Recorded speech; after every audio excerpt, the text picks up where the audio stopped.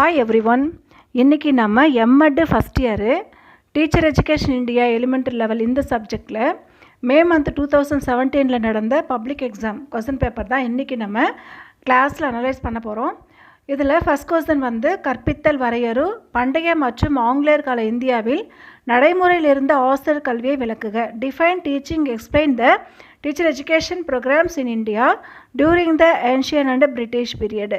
இதில் கற்பித்தல் வரையறும் கேட்டிருக்காங்க, அதே மாதிரி ஆங்கிலேயர் காலத்தில் இருந்த ஆசிரியர் கல்வியை பற்றியும் கேட்டிருக்காங்க. இப்போ முதல்ல நம்ம டெஃபினேஷன் பார்த்துடலாம். கற்பித்தல் வரையறுக. இதில் பிஓ ஸ்மித் 1960 இவர் வந்து கற்பித்தல் பற்றி ஒரு டெஃபினேஷன் சொல்லியிருக்காரு. இவருடைய பார்வையில் கற்றலை தூண்டுவதற்காக திட்டமிட்டு மேற்கொள்ளப்படுகிற செயல்பாடுகளுடைய தொகுப்பு தான் கற்பித்தல் அப்படின்னு பிஓ ஸ்மித் 1960 சொல்லியிருக்காரு. அடுத்து என்எல் காகே 1969 கற்பித்தலும் கற்றலும் ஒன்றை ஒன்று சார்ந்தும் ஒன்றுக்கொன்று உதவுவதாகவும் அமைந்திருந்துள்ள சிறந்த வழி கற்றல் அப்படின்னு சொல்லிட்டு எல்எல் காகே சொல்லியிருக்காரு. அடுத்து வந்து கிளார்க் 1917 இவருடைய ஒப்பீனியன் என்னென்னா, கற்பித்தல் பற்றி மாணவர்கள்கிட்ட நடத்தை மாற்றங்களை தோற்றுவிக்கிற மாதிரி வடிவமைக்கப்பட்ட ஆசிரியருடைய அனைத்து செயல்களுமே கற்பித்தல் செயல்பாட்டில் வரும் அப்படின்னு சொல்லிட்டு கிளார்க் வந்து அவருடைய ஒப்பீனியன் சொல்லியிருக்காரு. அடுத்து கற்பித்தலில் வந்து ஹெச்சி மாரிசன் கற்பித்தலை பற்றி இவர் என்ன சொல்கிறாருன்னா, கற்பித்தல் அப்படிங்கிறது முதிர்ச்சியுற்ற ஆளுமை உடையவன் ஆளுமை முதிர்ச்சியில் குறைஞ்சி இருக்கிறவங்கிட்ட மேலும் கல்வி பெறுகின்ற உதவுற வகையில் நெருக்கமான தொடர்பு கொண்டு செயல்படுறது தான் கற்பித்தல் அப்படின்னு சொல்லிட்டு ஹெச்சி மாரிசன் அவருடைய கருத்து சொல்லியிருக்காரு. அடுத்து பெஞ்சமின் ப்ளூம் இவர் கற்பித்தல் பற்றி என்ன சொல்கிறாருன்னா, ஒருத்தருடைய சிந்தனை மனவெழுச்சி செயல்பாடு ஆகியவற்றுடைய மாற்றங்களை ஏற்படுத்தி கொண்டு ஆசிரியரால் மேற்கொள்ளப்படுகின்ற விரிவுரை முறை வினா தொடுப்பு விடைபெறுதல் விவாதம் ஒப்படைப்பு அதே மாதிரி தானே செய்கிறது இது எல்லாமே தான் கற்பித்தல் அப்படின்னு சொல்லிட்டு பெஞ்சமின் வந்து அவருடைய ஒப்பீனியன் சொல்லியிருக்கார். அடுத்து தாமஸ் எஃப் கிரீன் இவர் என்ன சொல்கிறாருன்னா, கற்பித்தல் இல்லைன்னா கற்றல் கிடையாது, கற்பித்தல்னால கற்றல் எப்போவுமே நிகழும் அப்படின்னு சொல்ல முடியாது அப்படின்னு தாமஸ் கிரீன் சொல்கிறாரு. ஏன்னா இவர் வந்து கற்பித்தல் செயல்பாடுகள் அப்படின்ற தன்னுடைய புக்கில் ஒரு மாறுபட்ட கருத்தை வந்து சொல்லியிருக்காரு. எப்படின்னா அதுக்கான ஒரு எக்ஸாம்பிள் இவர் சொல்கிறாரு. நோயினை குணப்படுத்தணும் அப்படின்னு சொல்லிட்டு நோயாளியுடைய நோயை குணப்படுத்தணும் அப்படின்னு சொல்லிட்டு ஒரு டாக்டர் வந்து ட்ரீட்மெண்ட் பண்ணுறாரு. ஆனால் எல்லா பேஷண்ட்டுமே வந்து குணமடைகிறது கிடையாது. அதே மாதிரி தான் ஒரு ஸ்டூடெண்ட்டை நல்லா சொல்லிக் கொடுக்கணும் அப்படின்னு சொல்லிட்டு ஒரு கிளாஸில் இருக்கிற ஸ்டூடெண்ட்ஸை வந்து டீச்சரும் மோட்டிவேட் பண்ணி கைட் பண்ணி சொல்லிக் கொடுக்குறாரு. ஆனால் எல்லாமே பாஸ் ஆவாங்க அப்படின்னு சொல்ல முடியாது. ஆனால் நம்மளுடைய கடமை என்னென்னா, கற்பித்தல் அப்படின்ற ஒரு செயல்பாடு நம்மளுடைய டியூட்டி நம்ம வந்து கற்றல் நிகழ்ச்சி எதிர்பார்க்கப்பட்ட நடத்தை மாற்றங்களை உருவாக்கும். நம்மளால் முடிஞ்சதை நம்ம செய்யணும். பொருத்தமான சூழ்நிலை செயல்பாடு இது எல்லாமே சரியான முறையில் வந்துச்சுன்னா கற்பித்தல் நடக்கும் அப்படின்னு சொல்லிட்டு இவர் வந்து தன்னுடைய புக்கில் எக்ஸாம்பிள் கொடுத்துருக்காரு எஃப் கிரீன் அப்படின்றவர். இது வரைக்கும் கற்பித்தலுக்கான டெஃபினிஷன் பற்றி பார்த்தோம். யாரெல்லாம் டெஃபினேஷன் சொல்லியிருக்காங்கன்னா, பிஎஸ் ஸ்மித் 1960 சொல்லியிருக்காரு. செகண்ட் வந்து என்எல் காகே 1969 சொல்லியிருக்காரு. அடுத்து கிளார்க் 1970 அவரோட ஒப்பீனியனை பற்றி சொல்லியிருக்காரு. அடுத்து ஃபோர்த்தாக சொன்னது ஹெச்சி மாரிசன் அப்படின்றவர். அடுத்து பெஞ்சமின் ப்ளூம் அப்படின்றது 5th சொல்லியிருக்காரு. அதுக்கடுத்து தாமஸ் எஃப் கிரீன் அப்படின்றவர் அவருடைய ஒப்பீனியனை கற்பித்தலை சொல்லியிருக்காரு. 6 பேர் கற்பித்தல் பற்றி டெஃபினேஷன் கொடுத்துருக்காங்க. ஆங்கிலேயர் கால இந்தியாவில் இருந்த ஆசிரியர் கல்வியை பற்றி இப்போ நம்ம பார்க்கலாம். ஆங்கில கல்விக்கு முக்கியத்துவம். ஆங்கிலேயருடைய கல்வி காலம் வந்து 1700 1947 வரைக்கும் இருந்துச்சு. இவங்களுடைய காலத்தில் தங்களுடைய தேவைகளுக்கும் தத்துவத்திற்கும் ஏற்ற மாதிரி கல்வி முறையை மாற்றிக்கிட்டாங்க. கல்வியில் நவீன முறைகள் வந்து புகுத்துறாங்க. முறையற்ற பயிற்சிகள், அதாவது ஒரு டீச்சர்ஸ் ட்ரைனிங்கோ பிஎடோ இல்லாமல் இந்த மாதிரி வந்து டீச்சிங் பண்ணக்கூடாது அப்படின்றதுக்காக கல்வியில் வந்து நவீன முறைகள் வந்து ஆங்கிலேயர்கள் புகுத்துறாங்க. முறையற்ற பயிற்சிகள் கண்காணிப்பு பயிற்சிகளும் ஏற்றுக்கல. அதாவது ப்ராப்பராக பிஎட் பண்ணாமல் டிடெட் பண்ணாமல் டீச் பண்ணுறது அக்செப்ட் பண்ணிக்கல. அதனால் கல்வியில் முக்கியமான குறிக்கோள் அப்படின்றது இந்தியர்கள் வந்து எப்படியாவது ஆங்கிலேயர்களுடைய முக்கியமான குறிக்கோள் என்னென்னா இந்தியர்களை எப்படியாவது இங்கிலீஷ் வந்து படிக்க வச்சிடணும். ஏன்னா அவங்க வந்து இங்கிலாந்துலேருந்து ஆட்சி பண்ணிகிட்டு இருக்காங்க இல்லையா. அந்த மாதிரி ஜெனரல் அந்த மாதிரி ஒருத்தர் தான் இருப்பார் இங்கே. மற்றவங்க எல்லாமே இங்கிலாந்துலேருந்து ஆட்சி பண்ணுவாங்க. அப்படி இருக்கிற பட்சத்தில் இங்கே இருக்கிற இந்திய பீப்புள்ஸ்க்கு வந்து இங்கிலீஷை சொல்லி கொடுத்துட்டோன்னா அட்மினிஸ்ட்ரேஷன் பண்ணுறதுக்கு ஈஸியாக இருக்கும் அப்படின்னு சொல்லிட்டு அவங்க நினைக்கிறாங்க. அடுத்த சப்டாபிக் வந்து ஆசிரியர் கல்விக்கு முக்கியத்துவம். ஆங்கிலேயர்களுடைய ஆட்சியில் ஆசிரியர் கல்விக்கு முறையான வழியை வந்து தொடங்குறாங்க. மேற்கு வங்காளத்தில் ஸ்ரீராம்பூர் அப்படிங்கிற இடத்துல டேனிஷ் குழு வந்து ஒரு ஆசிரியர் கல்வி மையத்தை ஏற்படுத்துது. இந்தியாவில் இருக்கிற ஆசிரியர்களுடைய பயிற்சிக்கு இதுதான் வந்து முதல் படியாக அமைஞ்சுது. இதை தொடர்ந்து 3 கல்வி மையங்கள் சென்னை, மும்பை, கல்கத்தா இந்த மாதிரி இடங்களை ஸ்டார்ட் பண்ணுறாங்க. இது வந்து இயல்பான பள்ளிகள் அப்படின்னு சொல்லி அழைக்கப்படுது. தொடக்க பள்ளிகளில் எண்ணிக்கை வந்து அதிகரிச்சுது. இந்த மாதிரியான 1824 மொத்த ஆசிரியர் பயிற்சி நிறுவனங்களுடைய எண்ணிக்கை 26ஆக உயர்ந்தது. என்ஃபில்டன் அப்படின்றவர் ஆசிரியர் பயிற்சிக்கான பல முறைகளை வடிவமைச்சார். அடுத்து தொடக்க கல்வி வளர்ச்சி. 1954 வெளியான உட் அறிக்கை தொடர்ந்து அரசு பள்ளிகளை வந்து நிர்ணயிக்கிற நிலை தோன்றியது. ஆங்கிலேய அதிகாரிகள் குழந்தைகள் வந்து படிக்கணும் அப்படின்றதுக்காக நிறைய தொடக்க பள்ளிகளும் மிடில் ஸ்கூலும் ஹையர் ஸ்கூலும் ஹையர் செகண்டரி ஸ்கூல்ஸும் கொண்டு வராங்க. அது மட்டும் இல்லாமல் ஸ்கூல்ஸில் 3 ஹார்ஸ் அப்படின்னு சொல்கிறோம் இல்லையா, ரீடிங், ரைட்டிங் அண்ட் அரித்மெட்டிக், இந்த மாதிரி 3 ஹார்ஸ் வந்து சொல்லி கொடுத்தாங்க. கல்வி கட்டணம் வந்து வசூல் பண்ணுறாங்க. அது மட்டும் இல்லாமல் விஞ்ஞானம், குடியுரிமை பயிற்சி, இங்கிலீஷு லிட்ரரி இது எல்லாமே சொல்லி கொடுத்தாங்க. அடுத்து சப்டாக்கி வந்து இந்தியர்கள்கிட்ட கல்வித்துறை ஒப்படைத்தல். முதலாவது உலகப் போருக்கு அப்புறம் நமது கல்வித்துறையில் ஏற்பட்ட மாறுதல்கள் வந்து பர்டிகுலராக சொல்லணும். ஏன்னா நம்மளுடைய பண்பாடு, அரசியல், சமூகவியல் ஆகிய எல்லாமே இது வந்து பாதிச்சது. அதனால் எஜுகேஷன் டிபார்ட்மெண்ட்டை இந்தியா கிட்ட ஆங்கிலேயர்கள் கொடுத்துட்றாங்க. அது மட்டும் இல்லாமல் எஜுகேஷன் டிபார்ட்மெண்ட்டில் அந்த அளவுக்கு வருமானம் வராது அப்படின்றதுனால கல்வியை வந்து இந்தியர்கள்கிட்டே விட்டுடுறாங்க. இந்திய கல்வித்துறை வந்து 50% பொறுப்புகள் 1919 வரைக்கும் இந்தியர்கள்கிட்ட ஒப்படைச்சிட்டாங்க. அதுக்கப்புறமா 1937 ஆங்கிலேயர்களுடைய இந்தி கல்வித்துறையிலேருந்து அநேகமாக விலகிட்டாங்க. 1919 புதிய இந்திய சட்டமன்றம் துவக்கிறாங்க. 1921 சட்டமன்றத்துக்கு பொறுப்பு வாய்ந்த இந்திய மந்திரிகள்கிட்ட கல்வி பொறுப்பை கொடுத்துட்றாங்க பிரிட்டிஷ்காரங்க. அடுத்து கல்வி அறிக்கை வெளியீடு. கல்வியுடைய முன்னேற்றத்தை பற்றிய அறிக்கை வந்து 5 வருஷத்துக்கு ஒரு முறை வெளியிட்டாங்க. 1927 1932 வரைக்கும் வெளியிடப்பட்ட இந்த அறிக்கை வந்து குழந்தைகள் வந்து பெரும்பாலானவங்க கல்விக்கூடங்களுக்கு மிக மகிழ்ச்சியோடு போகணும் அப்படின்னு சொல்லியிருந்தது. நம்மளுடைய குழந்தைகளுடைய கல்விக்காக பெற்றோர் வந்து எந்த ஒரு தியாகத்தையும் செய்ய ஆயத்தமாக இருந்தாங்க. பெண் கல்வி கூடாது அப்படின்னு சொல்லிட்டு நிறைய பேர் அப்போவே சொன்னாங்க. ஆனாலும் படித்த சில பெண்கள் வந்து அதை அன்றைய காலகட்டத்தில் எதிர்த்தாங்க. 1937 மாநில உள்ளாட்சி வழங்குறாங்க. மாநில ஆட்சியில் பல முக்கியமான பொறுப்புகள் வந்து நம்மளுடைய இந்தியா பீப்புள்ஸ் எடுத்துக்கிறாங்க. இந்திய தேசிய காங்கிரஸ் வந்து நாட்டோட எல்லா இடங்களையும் வெற்றி கிடைக்குது. பெரும்பாலான மாநிலங்களில் வந்து இந்திய காங்கிரஸ் வந்து ஜெயிக்குது. அதே மாதிரி கல்வி வந்து எல்லாருமே கல்வி கற்றுக்கணும் அப்படின்ற ஒரு நோக்கத்தோட செயல்படுறாங்க. இது வரைக்கும் பிரிட்டிஷ் காலத்தில் ஆங்கில கல்வி எப்படி இருந்தது அப்படின்றத பற்றி பார்த்தோம்.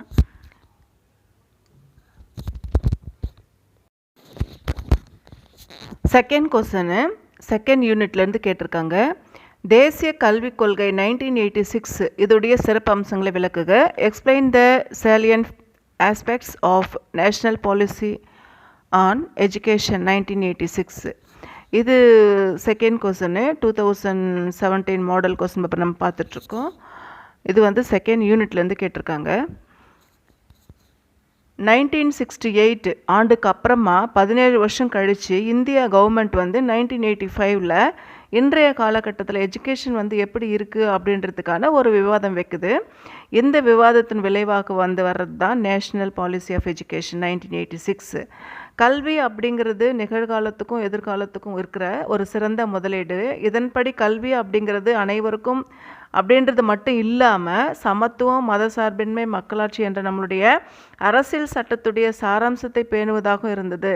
மேலும் வந்து அந்த புதிய கல்விக் கொள்கை மனித ஆற்றலை பல்வேறு நிலைகளில் மேம்படுத்துறதுக்கும் பொருளாதார நிலையில் இருக்கிற பல பிரிவுகளை வந்து மேம்படுத்துறதுக்கும் உதவியாக இருக்குது இந்த தேசிய கல்விக் கொள்கை.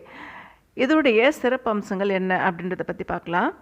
இதில் 1986 வெளியிடப்பட்ட தேசிய கல்விக் கொள்கை அறிக்கையில் ஆரம்ப கல்வி பற்றி என்ன சொல்லியிருக்காங்க அப்படின்னு பார்க்கும் பொழுது, ஃபஸ்ட் பாயிண்ட்டு, அரசியல் நிர்ணய சட்டத்தில் நெறிமுறை கோட்பாட்டினை 45 ஆர்டிக்கல் 45 இதோட செக்ஷன் படி 14 வயசுக்கு உட்பட்ட எல்லா குழந்தைங்களுக்கும் கட்டாயமான ஆரம்ப கல்வி இலவசமாக கொடுக்கணும் அப்படிங்கிறது ஃபஸ்ட் பாயிண்ட்டு.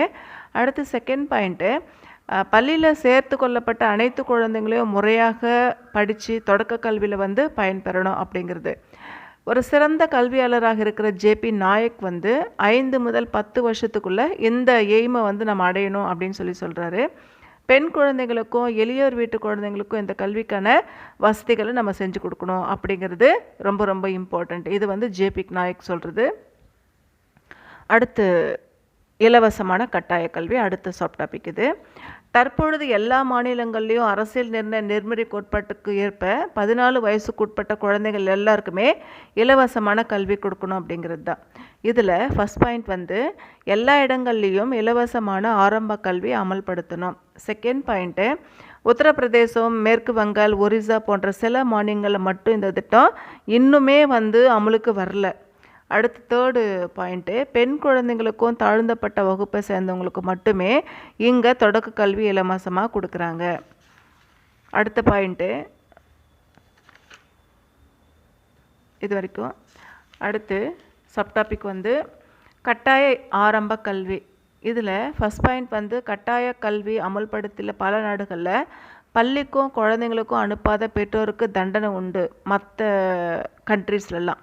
ஆனால் இந்தியாவை பொறுத்த வரைக்கும் என்கரேஜ் தான் பண்ணுறாரு. அதாவது எலிமெண்ட்ரி லெவலில் எல்லா குழந்தைங்களுக்கும் படிக்கிறதுக்கான ஊக்கம் தான் கொடுக்குறாங்க, பனிஷ்மெண்ட் கிடையாது.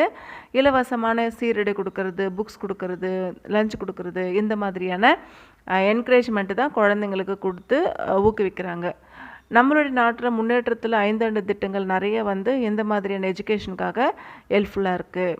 5 ஆண்டு திட்ட காலங்களில் எல்லா மாநிலங்களையும் ஆரம்ப பள்ளியிலையும் இடைநிலை பள்ளியிலையும் அதிகமாக இப்போ வந்து ரேஸ் ஆகிருக்கு. மிக தொலைவில் இருக்கிற குக்கிராமங்களில் கூட குழந்தைங்களுக்கு வந்து இப்போ உயர்நிலை மேல்நிலை பள்ளிகளில் படித்து நல்லா வந்து யூஸ்ஃபுல்லாக இருக்குது. அடுத்த சப்டாபிக் வந்து தொடக்க நிலையிலையும் கல்வியை வந்து மாற்றி அமைக்கிறது. தொடக்க கல்வியோட இலக்குகள் என்ன? அதில் ஃபஸ்ட் பாயிண்ட்டு, 14 வயசுக்கு உட்பட்ட எல்லாருமே பள்ளிகளை வந்து சேர்க்கணும், வெளி வராமல் பார்த்துக்கணும், அதாவது ஃபெயில் ஆகாமல் பார்த்துக்கணும் அப்படிங்கிறது. அடுத்து செகண்ட் பாயிண்ட்டு, ஆரம்ப பள்ளிகளில் அடிப்படை தேவைகளாக இருக்கிற பில்டிங்ஸு, டீச்சர்ஸு, அதுக்கப்புறம் extra facilities, magic, table, chair, அப்புறம் இன்ஸ்ட்ருமெண்ட்ஸு, இந்த மாதிரியான எல்லா வசதிகளும் black board, operation black board மெத்தடில் அவங்கள வந்து செஞ்சு கொடுக்கணும். அடுத்த பாயிண்ட்டு, ஸ்கூலில் நேரமோ விடுமுறை காலங்களுடைய நேரமோ கிராமப்புறங்கள் அந்தந்த கிராமப்புறங்களுடைய சுச்சுவேஷனுக்கு ஏற்ற மாதிரி நம்ம வந்து டைம் வந்து மாற்றிக்கலாம். அடுத்த பாயிண்ட்டு, மாணவர்கள் தங்களுடைய சொந்த வேகத்தில் படிக்கிறதுக்கும் ஆசிரியர்கள் வந்து தனியார் கற்பித்தல் முறையை வந்து நடைமுறைப்படுத்தணும். அடுத்த பாயிண்ட்டு, ஆரம்ப பள்ளியில் மாணவர்களை தேக்கி வைக்கிறத அவாய்ட் பண்ணணும். அடுத்த பாயிண்ட்டு, துவக்க பள்ளியில் விடுபட்டவங்க தங்களுடைய பகுதியில் பள்ளியில் இல்லாத குழந்தைங்களை வேலைக்கு சென்று வந்துட்டதுக்கு அப்புறமா படிக்கிறதுக்கு வழிவகை செய்யணும். அடுத்த பாயிண்ட்டு, முறைசார கல்வி முறையில் நன்கும் கற்க குழந்தைகளை வந்து அவங்க விருப்பப்பட்டாங்கன்னா முறையான கல்வி முறைக்கு எளிதில் மாறும் வகையில் தொடக்க கல்வி நெகிழ்ச்சியோடு இருக்கணும். 15 to 35 இயர்ஸ் ஸ்கூலில் இருக்கிறவங்க எழுத்தறிவற்ற எல்லாருக்குமே முறைசார கல்வி கொடுக்கணும். இது வரைக்கும் தொடக்க கல்வியுடைய இலக்குகள் பார்த்தோம். அடுத்து தேசிய கல்வி குறிக்கோளுடைய மெரிட்ஸ் என்ன அப்படின்றத பற்றி பார்க்கலாம். இதில் ஃபஸ்ட் பாயிண்ட்டு சப்டாபிக்கு தேசிய கல்வி அமைப்பு. ஃபஸ்ட்டு சப்டாபிக் வந்து மெரிட்ஸில் தேசிய கல்வி அமைப்பு. தொடக்க கல்வியை வந்து எல்லாருமே பெறணும் அப்படின்றதுக்காக சர்வசிக்ஷா அபியான் என்ற திட்டம் வந்து துவங்கப்பட்டது. தொடக்க பள்ளி கல்வியில் தர மேம்பாட்டிற்காகவும் கரும்பலகை திட்டம் அமல்படுத்தப்பட்டது. செகண்ட் பாயிண்ட்டு, நவோதயா ஸ்கூல்ஸு தரமான பள்ளி கல்வியை உருவாக்கணும் அப்படின்றதுக்காக முன்னோடி பள்ளிகளாக நாடு முழுவதுமே மாவட்டத்துக்கு ஒன்றாக நவோதயா பள்ளிகள் வந்து நிறுவியிருக்காங்க. இது வந்து கல்வி வரலாற்று ஒரு மைல்கல் அப்படின்னு சொல்லிட்டான். எஜுகேஷன் டெவலப் பண்ணணும் அப்படின்றதுக்காக இதுவும் வந்து ஒன்று. இதோட டிமெரிட்ஸ் பற்றி பார்க்கலாம். இப்போ மெரிட்ஸ் நம்ம பார்த்தோம், அதில் 2 சப்டாபிக் பார்த்தோம். தேசிய கல்வி அமைப்பு ஒன்று, 2வது நவோதய பள்ளிகள். அடுத்து டிமெரிட்ஸ் பற்றி பார்க்கலாம். மக்கள் அனைவருமே தொடக்க கல்வி கூட முழு அளவில் பெறாததுக்கு நம் நாட்டில் நிறைய காரணங்கள் இருக்குது. அதில் பார்க்கும்பொழுது முதல்ல வர்றது மக்கள் தொகை பெருக்கம், செகண்டு போதுமான கல்வி திட்டங்கள் இல்லாமல், தேர்டு வந்து கட்டாய கல்வி வற்புறுத்தாமல் இருக்கிறது, அடுத்து ஃபோர்த்து வந்து பாவர்ட்டி, ஃபிஃப்த்து வந்து பெண்களுடைய கல்வி எதிர்ப்பு, பெண்கள் எதுக்கு படிக்கணும் அப்படின்ற மாதிரியான ஒரு எதிர்ப்புகள் தான். 1968 கொண்டு வரப்பட்ட புதிய கல்விக் கொள்கை வந்து 100% கட்டாய ஆர்மை கல்வி எனும் லட்சியத்தை திட்டவட்டமாக அமுலாக்க முயன்று வந்துட்டுருக்கு. நம்மளுடைய நாட்டில் நல்ல விஷயங்களை கட்டாயமாக அமுல்படுத்த முயன்றா கூட எதிர்ப்புகள் வந்து ஏற்படுது. இப்படிப்பட்ட ஜனநாயக நாட்டில் எந்த ஒரு நல்ல திட்டமும் மெதுவாக தான் அதோட குறிக்கோள் வந்து அடைய முடியும். 100% தொடக்க கல்வி அவ்வகையை சேர்ந்தது தான். குழந்தைகளுக்கும் நல்ல கல்வியும் ஊக்கமும் கொடுத்து நம்மளுடைய அரசியல் சட்டம் நமக்குன்னு வச்சிட்ருக்கிற 100% கட்டாய ஆரம்ப பள்ளியை அப்படிங்கிற குறிக்கோளை நம்ம வந்து அடைஞ்சு தான் தீரணும். அனைவருடைய ஒத்துழைப்பும் இதுக்கு வந்து தேவைப்படுது. இது வரைக்கும் செகண்ட் கொஸ்டின் முடிச்சிட்டோம். அடுத்து தேர்ட் கொஸ்டின் பற்றி பார்க்கலாம். தேர்ட் கொஸ்டின் பார்க்க போகிறோம். இந்தியாவில் ஆரம்ப நிலை ஆசிரியர் கல்வியின் அமைப்பினை விளக்குக. Describe the structure of elementary teacher education in India. இது வந்து தேர்டு யூனிட்லேருந்து கேட்டிருக்காங்க.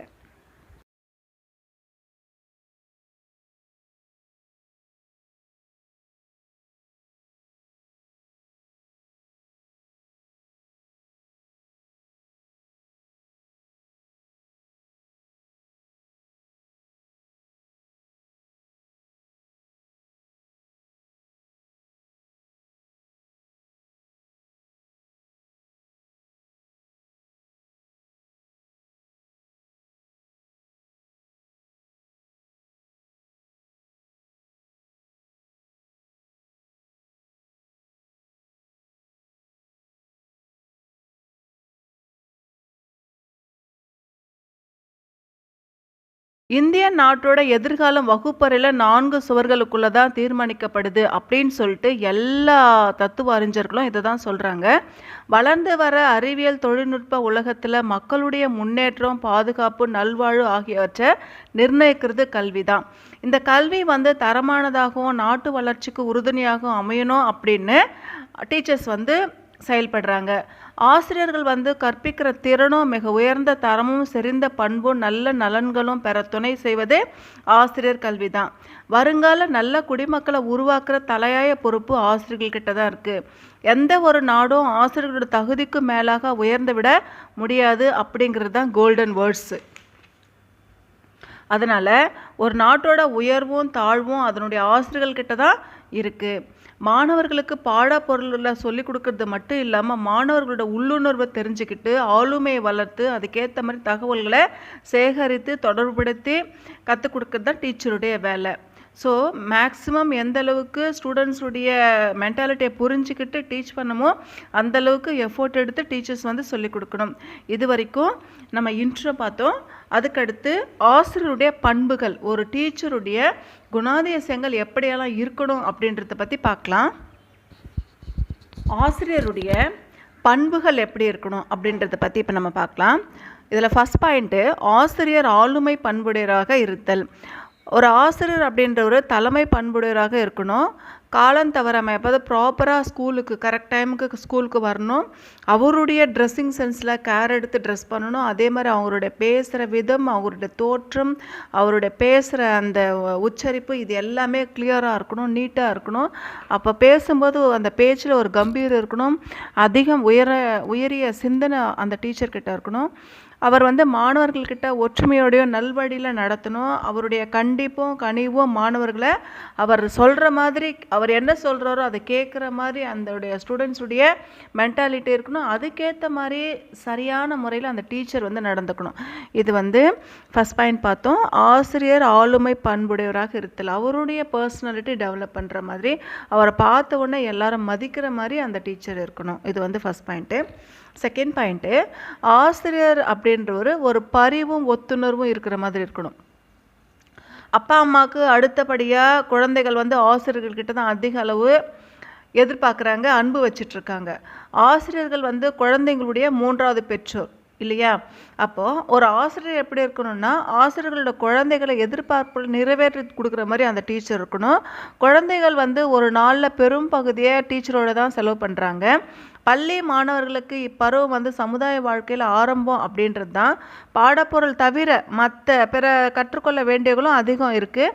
மாணவர்களுடைய திறமைகளை வளர்க்கப்பட வேண்டி இருக்கிறதுனால ஆசிரியர்கள் வந்து அவங்கக்கிட்ட அந்த ஸ்டூடெண்ட்ஸ் கிட்ட ரொம்ப அக்கறையாக அப்பா அம்மாவோட ஸ்தானத்தில் அப்பா அம்மா எப்படி அந்த குழந்தைகிட்ட பேசுவாங்களோ அந்த மாதிரி டீச்சர் வந்து ஸ்டூடெண்ட்ஸ் கிட்ட பிஹேவ் பண்ணணும். இது வந்து செகண்ட் பாயிண்ட்டு.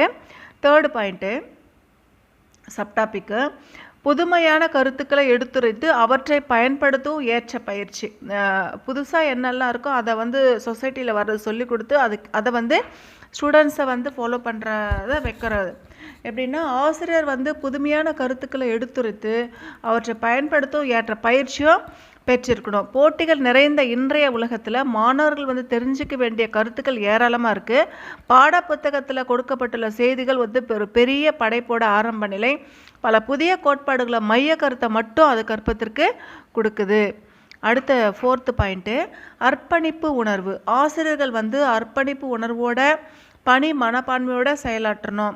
கல்வி அப்படிங்கிறது கற்போர் கற்பிப்போர் சமூக சூழ்நிலை இது மூணுத்துக்கும் இடையே ஏற்படுகிற ஒரு செயல்பாடு. இதில் ஆசிரியர் கற்பித்தலில் உண்மையான ஆர்வம் கொண்டவராகவும் கற்போருடைய மனநிலைக்கு இறங்கி வந்து அவங்களுடைய உணர்வுகள் நம்முடைய உணர்வை இணைய செய்து பாடத்தை எடுக்கணும். அவங்களோட ஃபீலிங்கோட தெரிஞ்சுக்கிட்டு அவங்களோட உணர்வுகள் தெரிஞ்சுக்கிட்டு அதுக்கேற்ற மாதிரி டீச் பண்ணணும் டீச்சர். அடுத்து ஃபிஃப்த்து பாயிண்ட்டு ஆசிரியர் மாணவருடைய உறவு முறை எப்படி இருக்கணும் அப்படிங்கிறது தான். ஆசிரியர் மாணவர் உறவு முறை ஃபிஃப்த்து சப்டாபிக்கு. ஆசிரியர் மாணவர் உறவு முறையை வந்து வலுப்படுத்தணும். ஆசிரியரும் மாணவர்களும் என்ன படித்தாங்களோ அதை பற்றி தங்களுக்குள்ளே மனம் விட்டு டிஸ்கஸ் பண்ணணும். ஸ்டூடெண்ட்ஸும் டீச்சரும் மாணவர்களை வந்து சுதந்திரமாக கேள்வி கேட்க தூண்டணும். ஆசிரியர் வந்து அவங்க கேட்குற கேள்விகளுக்கு தக்க பதில் சொல்லி மாணவர்கள் வந்து ஸ்டூடெண்ட்ஸுடைய டவுட் இருந்தது அந்த ஸ்டூடெண்ட்ஸோட டவுட்டை வந்து கிளியர் பண்ணணும். அது வந்து டீச்சருடைய கடமை. சொல்லிக் கொடுக்கும்போது மக்களுடைய வாழ்க்கையிலிருந்தே பல செய்திகளையும் அதே மாதிரி எக்ஸாம்பிள்ஸும் சொல்லி அந்த சப்ஜெக்டோட ரிலேட்டடாக நம்மளுடைய சொசைட்டியில் நடக்கிற விஷயங்களை வந்து எக்ஸாம்பிள் சொல்லி டீச்சர் வந்து ஸ்டூடெண்ட்ஸ்க்கு புரிய வைக்கணும். இந்த 5மே டீச்சருடைய பண்புகள். ஒரு டீச்சருடைய பண்புகள் எப்படியெல்லாம் இருக்கணும் அப்படின்றதுல 5 பாயிண்ட்டு. ஃபஸ்ட் பாயிண்ட் வந்து ஆசிரியர் ஆளுமை பண்புடையவராக இருத்தல் ஃபஸ்ட் பாயிண்ட்டு. செகண்ட் பாயிண்ட்டு ஆசிரியர் பரிவும் ஒத்துணர்வும் செகண்ட் பாயிண்ட்டு. தேர்ட் பாயிண்ட்டு புதுமையான கருத்துக்களை எடுத்துரைத்து அவற்றை பயன்படுத்தவும் ஏற்ற பயிற்சி கொடுக்குறது தேர்ட் பாயிண்ட்டு. ஃபோர்த்து வந்து அர்ப்பணிப்பு உணர்வு. ஆசிரியருடைய அர்ப்பணிப்பு உணர்வு ஃபோர்த்து பாயிண்ட்டு. ஃபிஃப்த்து பாயிண்ட்டு ஆசிரியர் மாணவர் உறவு ஃபிஃப்த்து பாயிண்ட்டு. இது வரைக்கும் ஆசிரியருடைய பண்புகள் பற்றி பார்த்தோம். அதுக்கடுத்து ஒரு குட் டீச்சர் எப்படி இருக்கணும் அப்படின்றத பற்றி பார்க்கலாம். ஒரு குட் டீச்சர் எப்படி இருக்கணும் அப்படின்றத பற்றி பார்க்கலாம். அதுக்கான இன்ட்ரோ. ஆசிரியர் பணியில் இருக்கிறவங்க பல்துறை புலமையோடு விரிந்த பார்வையும் அறிவு நாட்டமும் கொண்டிருக்கணும். அறிவு வளர்ச்சியில் முன்னேற்றத்திலையும் அக்கறை காட்டுறவராக அந்த டீச்சர் இருக்கணும். நாட்டுப்பற்று மிக்கவராக இருத்தல் அவசியம். சமுதாயத்தில் ஆசிரியர் பணி எல்லாராலையும் மதிக்கப்பட்டு வருது. பொறுப்புகள் மிகுந்த ஒரு ஆசிரியர் சில பண்புகளை சில குணாதிசயங்களை பெற்றிருக்கணும். அப்போது ஒரு குட் டீச்சர் எப்படி இருக்கணும் அப்படின்னு சொல்லிட்டு ஒரு 5 பாயிண்ட்ஸ் கொடுத்துருக்காங்க. ஃபர்ஸ்ட் பாயிண்ட் பார்க்கலாம். நல்ல சூழ்நிலையை உருவாக்குற பொறுப்புணர்வு. குழந்தையுடைய வளமான எதிர்காலத்துக்கு பள்ளியில் ஒரு நல்ல சூழ்நிலை உருவாக்குற பொறுப்பு அந்த டீச்சரோடது. ஒரு குழந்தையுடைய எதிர்காலத்தை நிர்ணயிப்ப ஒரு ஆசிரியர் தான். மாணவர்களை வந்து வழி நடத்துகிற ஒரு ஆசிரியராக தன்னுடைய பள்ளியில் ஆற்ற வேண்டிய கடமைகளை பல்வேறு கோணங்களை நன்கு உணர்ந்து அதுக்கேற்ற மாதிரி நடந்துக்கணும். ஒரு வகுப்பில் பல்வேறு குடும்பத்தில் உள்ள குழந்தைகள் இருப்பாங்க. அவங்களுடைய எதிர்காலம் ஆசிரியர்களுக்கு கையில் தான் இருக்குது. அது மட்டும் இல்லாமல் அவங்களுடைய வளர்ப்பு அவங்களோட சூழ்நிலைகள் ஒவ்வொரு மாதிரி இருக்கும். ஒவ்வொரு ஸ்டூடெண்ட்டும் ஒவ்வொரு இடத்துலேருந்து வருவாங்க. ஆசிரியர் வந்து கற்பிக்கிற அந்த பாடப்பொருள் மனம் வந்து இணையாமல் கூட இருக்கலாம், கவனிக்காத ஒரு சுச்சுவேஷனில் கூட இருக்கலாம். ஏன்னா அவங்களுக்கு பலவித பிரச்சனைகள் இருக்கலாம். அந்த ஸ்டூடெண்ட்ஸு கூட பாடப்பொருளை அனைத்து மாணவர்களையும் சென்றடையாமல் கூட போகலாம். நம்ம சொல்லிக் கொடுக்குற அந்த கண்டென்ட்டு ஒரு சில மாணவர்களே ஆசிரியர் எதிர்பார்க்குற மாதிரி பதில் சொல்லுவாங்க. ஒரு டீச்சர் வந்து எப்படி ஸ்டூடெண்ட் பதில் சொல்லணும்னு நினைக்கிறாரோ அந்த மாதிரி ஒரு சில ஸ்டூடெண்ட்ஸ் வந்து பதில் சொல்லுவாங்க. ஆசிரியர் வந்து சரியான பதில் அளிக்காதவங்கள ஒதுக்கிடாமல் அவங்கவுங்க டேலண்ட்டுக்கு ஏற்ற மாதிரி அவங்களோட நிலைமையை தெரிஞ்சுக்கிட்டு அவங்களுடைய கற்றலில் முழுமை பெற துணை செய்யணும். தனி மாணவர்களே வந்து புரிஞ்சுக்கிட்டு திறமையை வந்து வளர்த்து அனைவருக்கும் உகந்த மாதிரி கற்பித்தல் முறையை வந்து ஆசிரியர் வந்து செய்யணும். இவ்வாறு தன்னுடைய பணியிலையோ மாணவர்களிடத்திலும் பொறுப்பாட பணியாற்றுறது ஆசிரியருடைய கடமை. இப்போ ஃபஸ்ட் பாயிண்ட் பார்த்தோம். செகண்ட் பாயிண்ட்டு, ஆசிரியருடைய நடுநிலைமை உடையவர்.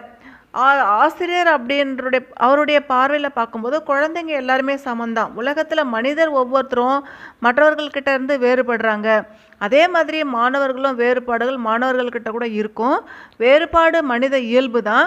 அப்படின்றதும் மாணவர்கள் எல்லாருமே ஆசிரியர்கிட்ட நம்பிக்கையோடு வந்தவங்க அப்படின்றதும் மனசில் வச்சுக்கணும். டீச்சர் கற்றல் நிகழ்வு அனைத்து மாணவர்களுக்கும் ஏற்படும் சிரமங்களை பாரபட்சம் இன்றே களைய முயற்சி செய்யணும்.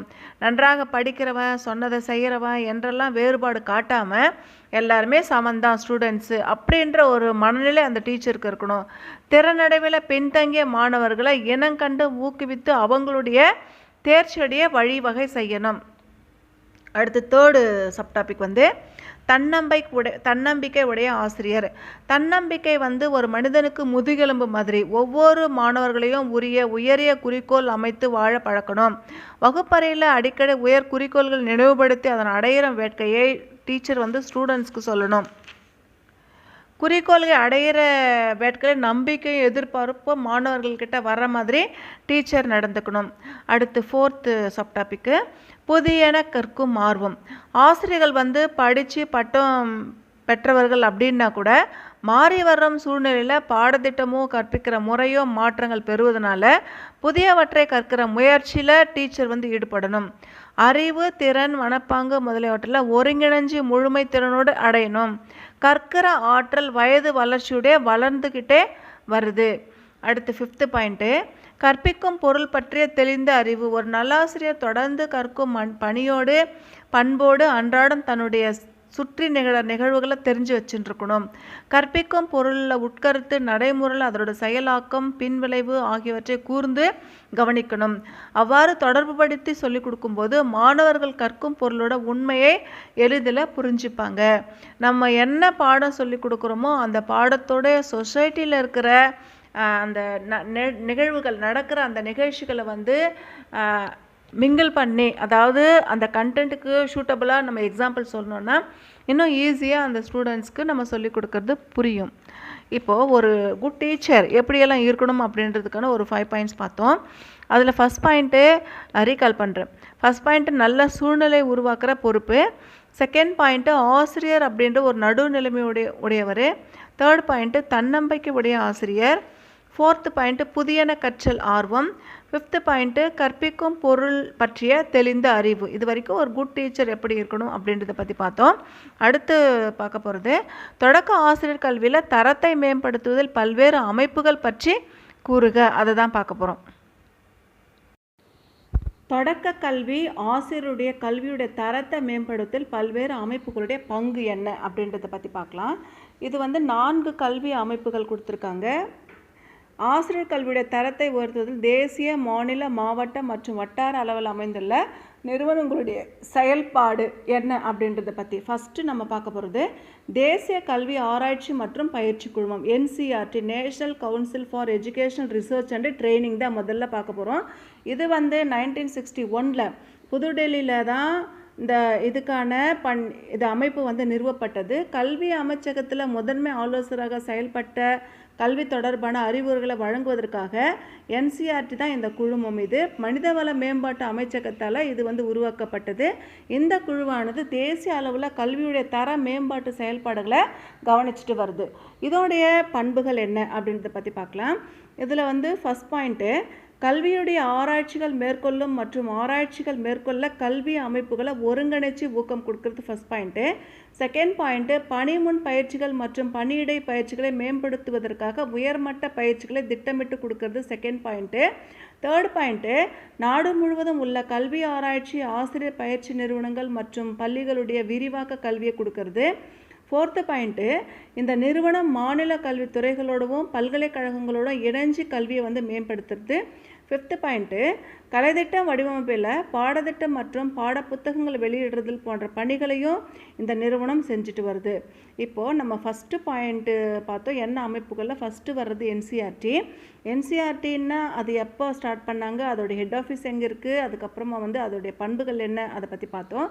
செகண்டு நம்ம பார்க்க போகிறது மாநில கல்வி ஆராய்ச்சி பயிற்சி இயக்ககம், டிஐஇஆர்டி அல்லது எஸ்சிஆர்டி ரெண்டுமே சொல்லலாம். இவைகள் வந்து சில மாநிலங்களில் எஸ்சிஆர்டி அப்படின்னு சொல்லுவாங்க, தமிழ்நாட்டில் டிடிஆர்டி அப்படின்னு சொல்கிறாங்க.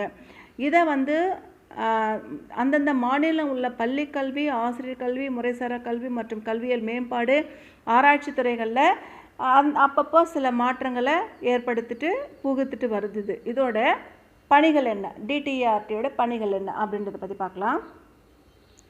கல்வியில் பல நிலைகளில் ஆராய்ச்சிகள் மேற்கொள்ளுதல், கல்வி நிறுவனங்களை ஒருங்கிணைக்கிறது ஃபஸ்ட் பாயிண்ட்டு. செகண்ட் பாயிண்ட்டு மாநிலத்தில் உள்ள கல்வி நிறுவனங்களோட கல்வி தொடர்பான ஆராய்ச்சிகள் மேற்கொள்ள ஒருங்கிணைத்தல். தேர்ட் பாயிண்ட்டு தேசிய கல்விக் கொள்கையில் பரிந்துரைக்கின்ற ஆசிரியர்களுக்கு திறமையும் தொழில்நுட்பமும் நிறைந்த கல்வியை பல்வேறு பயிற்சிகள் மூலம் கொடுக்கறது தேர்ட் பாயிண்ட்டு. ஃபோர்த்து பாயிண்ட்டு பள்ளி கல்வி மற்றும் இடைநிலை ஆசிரியர் கல்விக்கான பாடத்திட்டத்தை திருத்தி அமைச்சு அதை ஒட்டின பாடநூல்களை தயாரிக்கிறது ஃபோர்த்து பாயிண்ட்டு.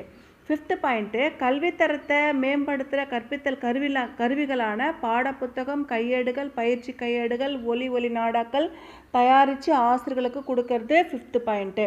சிக்ஸ்த்து பாயிண்ட்டு மக்கள் தொகை கல்வி திட்டம், பள்ளிகளுடைய வளரும் பருவத்தினர்களுக்கான கல்வி திட்டம், பள்ளி மேம்பாட்டு திட்டம் போன்றவற்றை மாவட்ட ஆசிரியர் கல்வி பயிற்சி நிறுவனங்கள் வாயிலாக கொடுக்கறது.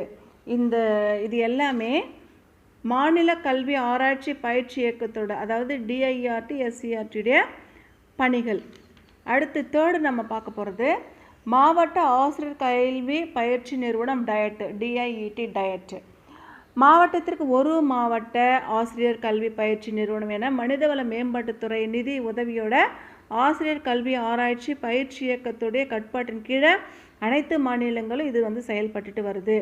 இதோடைய பணிகள் என்ன அப்படின்னு பார்க்கலாம். ஃபஸ்ட்டு வந்து தரமான பணி முன் பயிற்சி கொடுக்கறது. செகண்டு புதிய அணுகுமுறைகளுடைய அடிப்படையில் பணியிடை பயிற்சிகள் வந்து கொடுக்கறது. தேர்டு மாவட்டம் முழுமைக்குமான கல்வி தேவைகளை வந்து பிளான் பண்ணுறது. ஃபோர்த்து கலை திட்டம் தயாரிக்கிறது.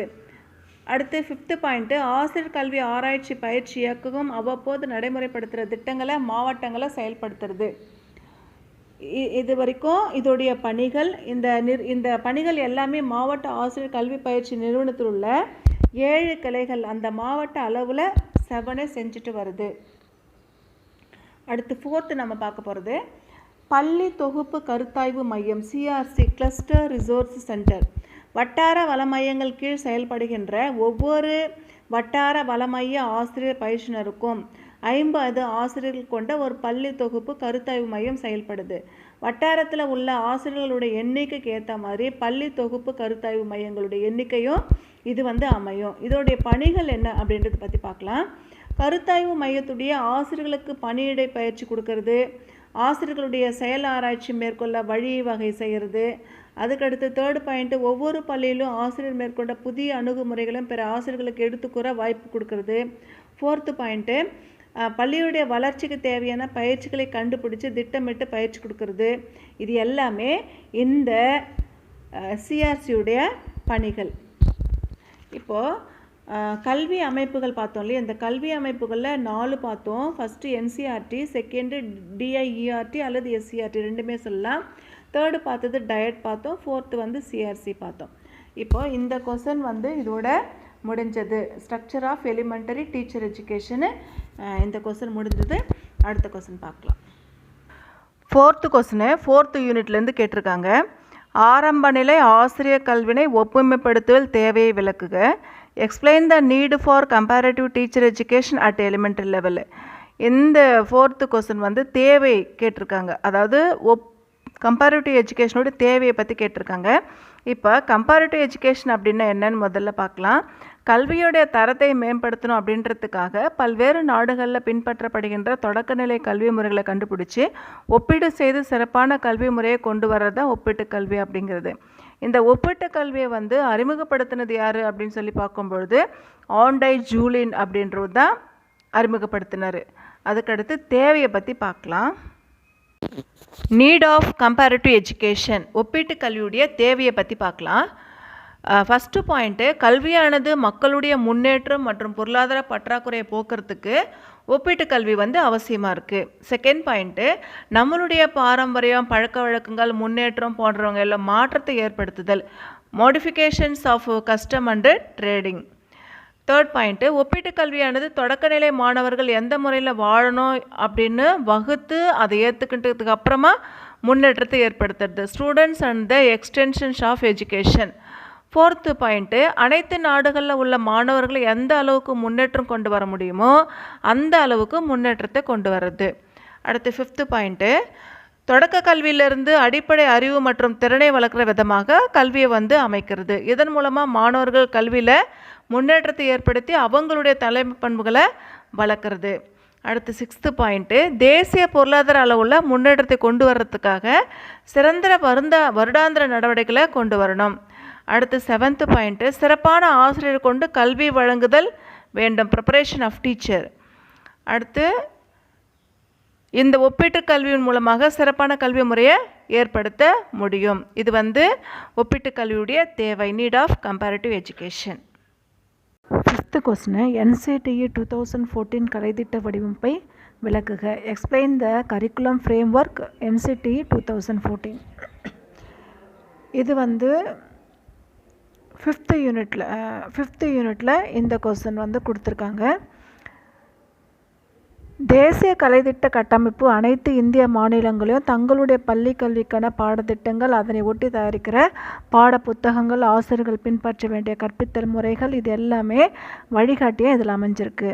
தேசிய கல்விக் கொள்கை 1986 இதை மனசில் வச்சுட்டு தேசிய வழிகாட்டி குழுவுடைய தலைவராக இருந்த பேராசிரியர் யஷ்பால் தலைமையில் அமைந்த 21 துணைக்குழுக்கள் மூலமாக தேசிய கலைத்திட்ட கட்டமைப்பு உருவாக்கப்பட்டது. இதில் சப்மிட் பண்ண ரிப்போர்ட்டின் படி 5 பகுதிகளாக இந்த தேசிய கலைத்திட்ட கட்டமைப்பு அமைஞ்சிருந்தது. இதில் ஃபஸ்ட்டு பகுதி பற்றி பார்க்கலாம். தேசிய கலைத்திட்ட கட்டமைப்புடைய நோக்கம், பெர்ஸ்பெக்டிவ் ஆஃப் NCF. இதில் ஃபஸ்ட் பாயிண்ட் கற்றலும் அறிவும், லேர்னிங் அண்ட் நாலேஜ். செகண்ட் கலைத்திட்ட பகுதிகள், பள்ளி கல்வி நிலைகள் மற்றும் மதிப்பீடு, curriculum area, school stages and assessment. Third point பள்ளி மற்றும் வகுப்பறை சூழல், school and class room environment. Fourth முறையாக மேற்கொள்ளப்பட வேண்டிய சீர்திருத்தங்கள், சிஸ்டமிக் ரிஃபார்ம்ஸு. இது வரைக்கும் தேசிய கலைத்திட்ட கட்டமைப்பு நோக்கம், பெர்ஸ்பெக்டிவ் ஆஃப் NCF பார்த்தோம். செகண்ட் சப்டாபிக் தேசிய கலைத்திட்ட கட்டமைப்பு நோக்கத்தில் 5 கோட்பாடுகள், முக்கியமான கோட்பாடுகள். அது ஃபஸ்ட்டு பார்த்தது நோக்கமும், இப்போ கோட்பாடுகள் பற்றி பார்க்கலாம். இதில் ஃபஸ்ட்டு ஒன் மாணவர்களுடைய அறிவு தேடலை இணைக்கிறது. செகண்டு மாணவர்களுடைய கற்றலை மனப்பாடம் செய்யறதுலேருந்து விளக்கம் கொடுக்கறது, அதாவது கான்செப்டை புரிஞ்சுக்கிட்டு படிக்கிறது. தேர்டு பாயிண்ட்டு மாணவர்களுடைய கற்றல் அனுபவங்களை அமைஞ்சிடும் வகையில் கலைத்திட்டத்தை செழுமைப்படுத்துறது. ஃபோர்த்து பாயிண்ட்டு தேர்வுகளை அதிக நெகிழ்வுத்தன்மையோடும் வகுப்பறை அனுபவங்களோட ஒருங்கிணைக்கிறது. ஃபிஃப்த்து பாயிண்ட்டு மாணவர்களுடைய நலன்களில் அக்கறை கொள்கிற மனப்பாங்கை ஏற்படுத்துறது. அடுத்து தேர்டு சப்டாபிக் கற்றலும் கற்பித்தலும். இதில் ஃபஸ்ட் பாயிண்ட் கற்றல் குறைபாடு உடையவருடைய தேவைகளை நிறைவு செய்ய சில குறிப்பிட்ட திட்டங்களை மேற்கொள்கிறது. செகண்ட் பாயிண்ட்டு வாழ்க்கை அனுபவங்கள் மூலமாக கற்றல் துடிப்பாக அமைந்திட வழிவகை செய்கிறது.